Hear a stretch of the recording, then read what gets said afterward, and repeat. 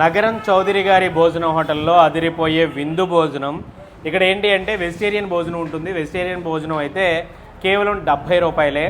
అయితే ఇక్కడ non vegetarian భోజనం ఉంటుంది, అదైతే 80 రూపాయలు. కేవలం 10 రూపాయల తేడా వెజిటేరియన్ భోజనానికి నాన్ వెజిటేరియన్ భోజనానికి. మన నాన్ వెజిటేరియన్ భోజనానికి ఎక్స్ట్రా ఏంటి అంటే ఒక 3 ముక్కలతో ఒక చికెన్ కర్రీ, అలాగే వితౌట్ ముక్క చేపల పులుసు ఇస్తారనమాట. అది 80 రూపాయలు. చాలా చీప్ అండ్ బెస్ట్లో ఇక్కడ మంచి చక్కటి ఇంటి తరహా భోజనం అయితే దొరుకుతుందనమాట.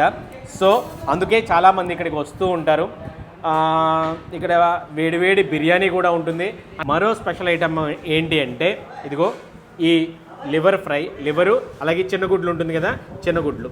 ఇక పోతే ఇక్కడ మామూలుగా రెగ్యులర్గా నాన్ వెజిటేరియన్ కర్రీస్ ఉంటాయి. అంటే ఇక్కడైతే 2 కర్రీలు ఉన్నాయి, అంటే ఈరోజు క్యాటరింగ్ కోసం చేసిన కర్రీలు. రెగ్యులర్గా అయితే ఒక వెజిటేరియన్ కర్రీ ఉంటుంది, ఒక ఫ్రై ఉంటుంది, ఒక పప్పు ఉంటుంది, ఒక సాంబార్ ఉంటుంది. వాటితో పాటు చికెన్ కర్రీ అలాగే చేప పులుసు ముక్క లేకుండా ఇస్తారనమాట. అది 80 రూపాయలు భోజనం.